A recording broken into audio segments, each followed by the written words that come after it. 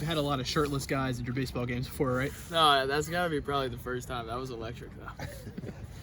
But when you guys see that, other athletes, other student athletes being here, what's that mean to you guys? It means a lot. I mean, we try to go to as many games as possible, and just seeing them coming out to support us. I mean, anyone supporting us, it means a ton to the guys here, but especially when it's, people that we know and people that we've been around. 7th inning, Braden hits that fly ball to center. Were you reading that scoring the whole way, or take us through that play? Yeah, so actually, that's kind of a tough one in the position, just because if he drops that ball, I have to score, so I can't really line up to tag right away. So I was kind of trying to feel out what he was going to do, but then I saw him. I thought he had a pretty good read on it, so I timed it perfectly, just where I was on the bag as soon as he was making the catch, and I took off, and I'm running as hard as I can, just because I don't know what's going on, if he's fumbling with the ball out there, and I just looked over, and Coach Sabins was giving me the green light, so I just kept the wheels going and scored. I guess the next inning you're not running as hard as you can when you're basically trying to hold up in the run down there and get that 9th run in. Take us through that play. Yeah, so that's a play that we run, and it's it can catch people off guard, sort of, because they see me run and they know that I'm a steal threat, so they're trying to come up firing, and I'm sure nobody was really expecting me to just stop halfway and start running back to first. But that's just a big play where Tuck can read that throw down to second, and as soon as it gets over the pitcher's head, he's gone, and he can score pretty much any time on that. What kind of challenges you face in a game like today with so many hit batters, a lot of pitchers being used, a lot of errors? Yeah, I mean, it's tough. This is a big game for us. Marshall and state rivalry type of that deal. But we have to win this game, and so it might put a little bit of pressure on us, hearsay or whatever you want to talk about it. But we kind of just have to lock in, stay locked in, and I think the crowd did a great job of keeping us up, and the guys were picking each other up, playing unselfish baseball, and everybody came out wanting to win the game today, and we stuck together.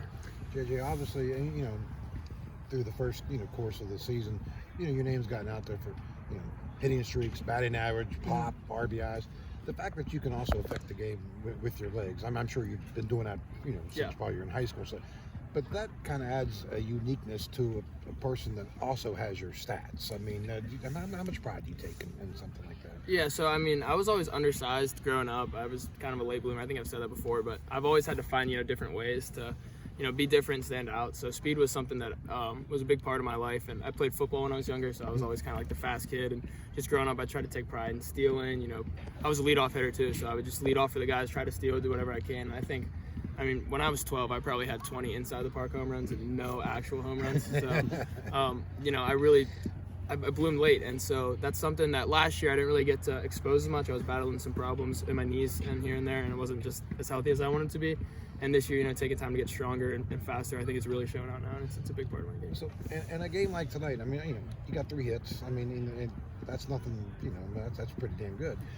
But do you, when you think about this game, whenever down the road, will you remember the tag up from second, and then the Cott's the only player that scored an insurance run, or do you remember the 3 hits? Yeah, honestly, I'll probably remember this just because my senior year at high school, a team did it against us, and I was the one throwing the ball.